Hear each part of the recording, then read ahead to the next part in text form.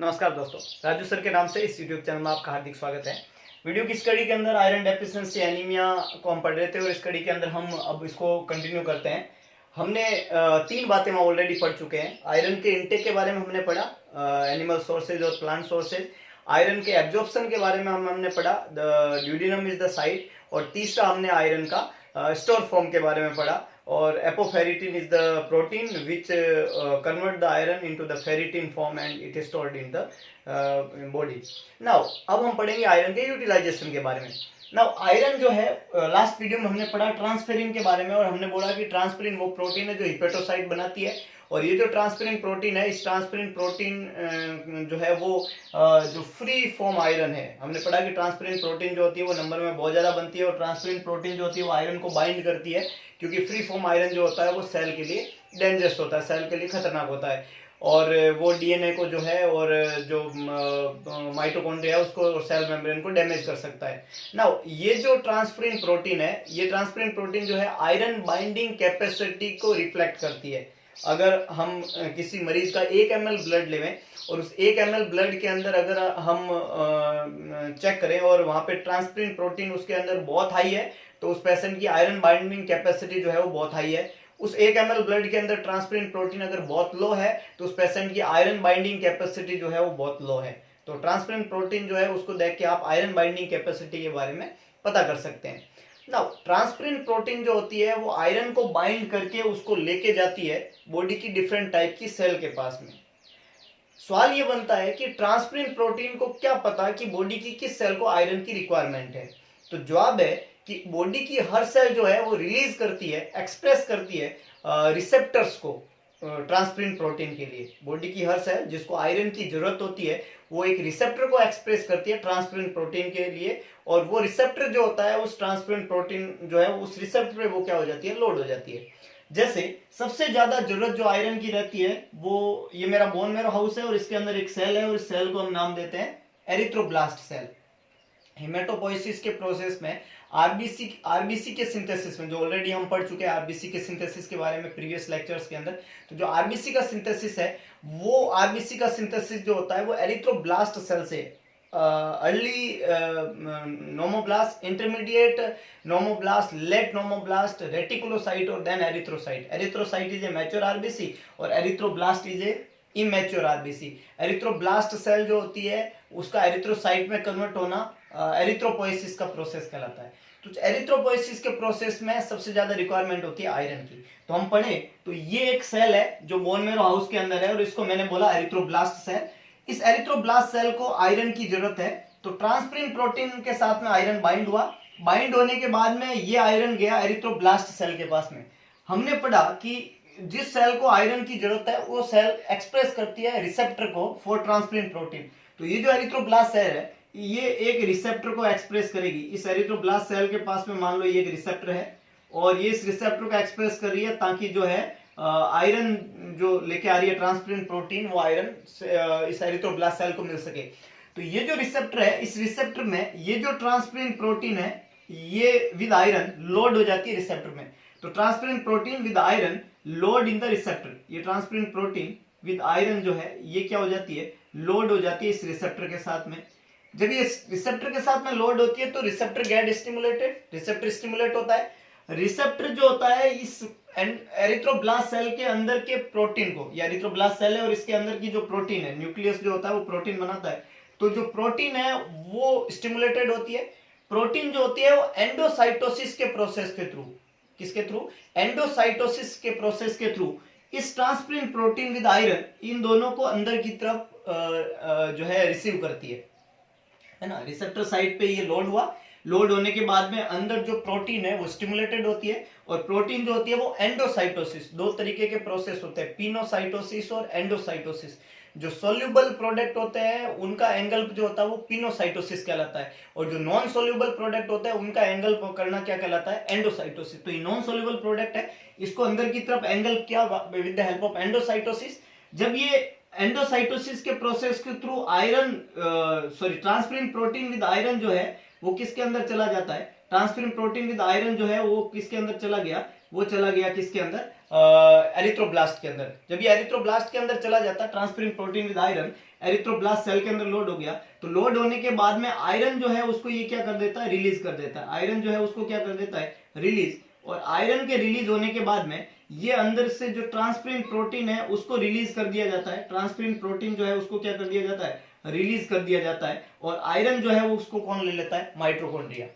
Transferring protein load हुई, load होने के बाद में अंदर गया, अंदर आयरन जो है उसको रिलीज कर दिया ट्रांसफरिंग प्रोटीन है। और आयरन को रिलीज करने के बाद में जो रिसेप्टर है वो ट्रांसफरिंग प्रोटीन को लेके सेल से वापस बाहर किक आउट कर देता है, एरिथ्रोब्लास्ट सेल से किक आउट कर देता है। ट्रांसफरिंग प्रोटीन जो है उसको वापस बाहर भेज के कहां भेज दिया जाता है, सर्कुलेशन के अंदर। और क्यों भेज दिया गया, ताकि और आयरन को बाइंड करके कहां लेके आए, वो एरिथ्रोब्लास्ट सेल के पास है। बहुत सिंपल सा कंसेप्ट है। Transferring protein with iron loaded with receptor, protein of the cell get stimulated, it engulf the transferring protein with the iron with the process of endocytosis.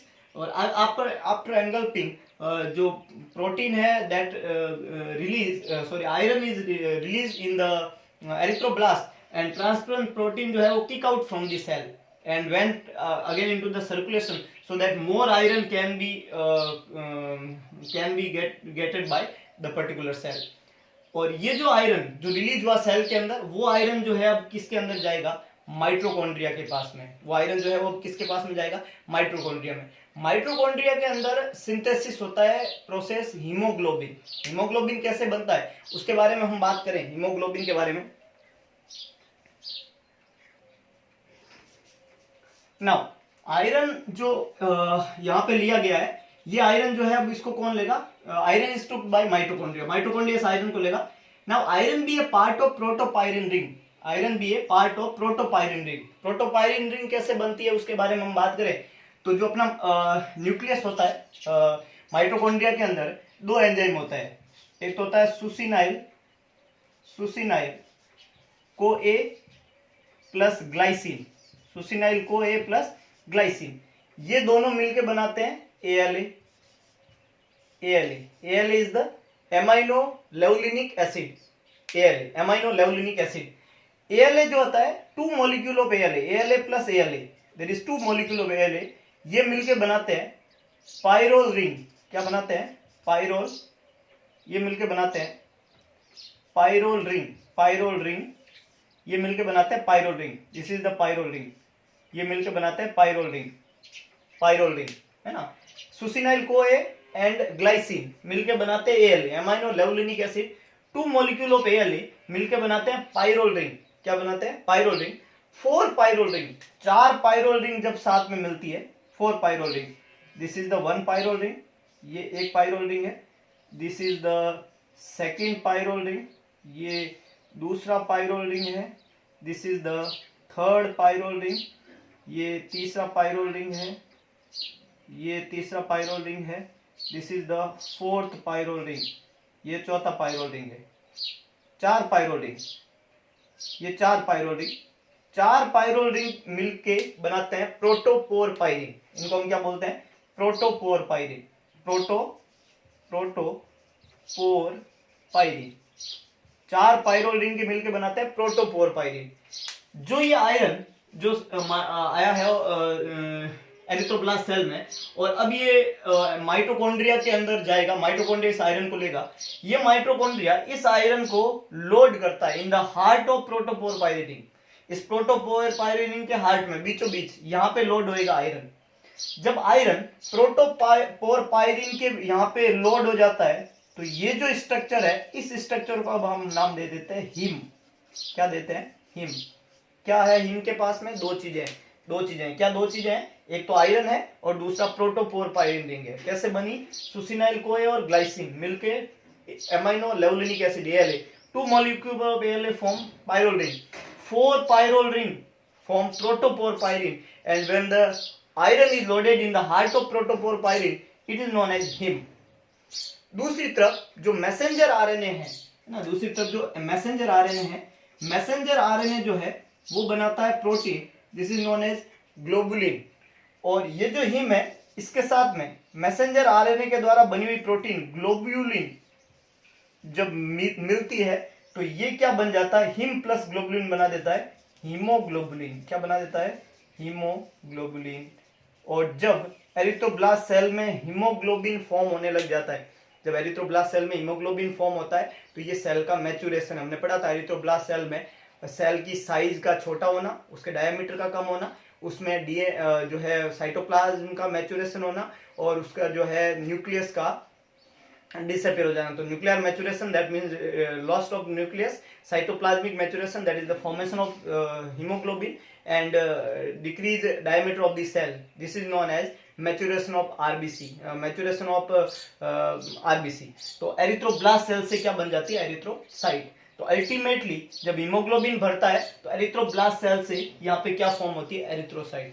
तो इस प्रोसेस में किसकी, haemoglobin के बनने में 70 to 80% जो फंक्शनल आयरन है वो क्या बनाता है, हीमोग्लोबिन। और इस तरीके से आयरन हीमोग्लोबिन बनाता है प्रोटोपायरिन के सेंटर में लोड होकर। वो आयरन जिसको हमने इंटेक किया, वो आयरन जिसको हमने एब्जॉर्ब किया, वो आयरन जिसको एब्जॉर्ब करने के बाद में हमने यूटिलाइजेशन के लिए भेजा, और किसके पास में, एरिथ्रोब्लास्ट सेल के पास में, वो प्रोटोपोरपायरिन रिंग में लोड होकर क्या बनाता है, हीमोग्लोबिन। और ये जो हीमोग्लोबिन है ये आरबीसी के अंदर प्रेजेंट होता है, और ये हीमोग्लोबिन ऑक्सीजन को कैरी करने के लिए रेस्पॉन्सिबल है। ये हीमोग्लोबिन ही है जिसकी वजह से ब्लड का कलर रेड होता है, क्योंकि ये रेड कलर का होता है।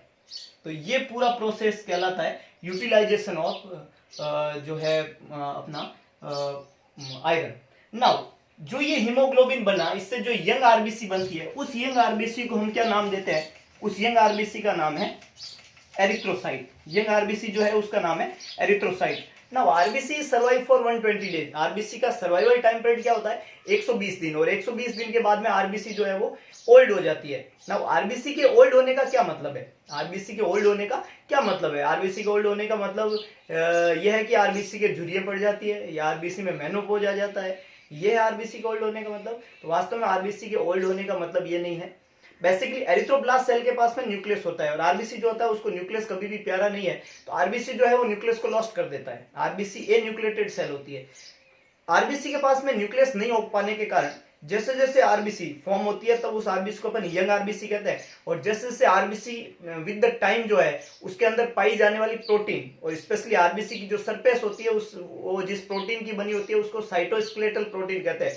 तो साइटोस्केलेटल प्रोटीन का डीनेचुरेशन होता है टाइम के साथ में, और जब प्रोटीन का डीनेचुरेशन होता है तो नया प्रोटीन बनना चाहिए, और नया प्रोटीन बनाने का काम न्यूक्लियस का होता है, डीएनए का होता है, आरएनए का होता है। लेकिन यहाँ पे न्यूक्लियस ही नहीं है, तो डीएनए नहीं है, तो आरएनए नहीं है, तो आरबीसी में नया प्रोटीन का सिंथेसिस नहीं होता है। और पुरानी प्रोटीन का जब डीनेचुरेशन हो जाता है तो आरबीसी जो होती है वो ओल्ड आरबीसी कहलाती है।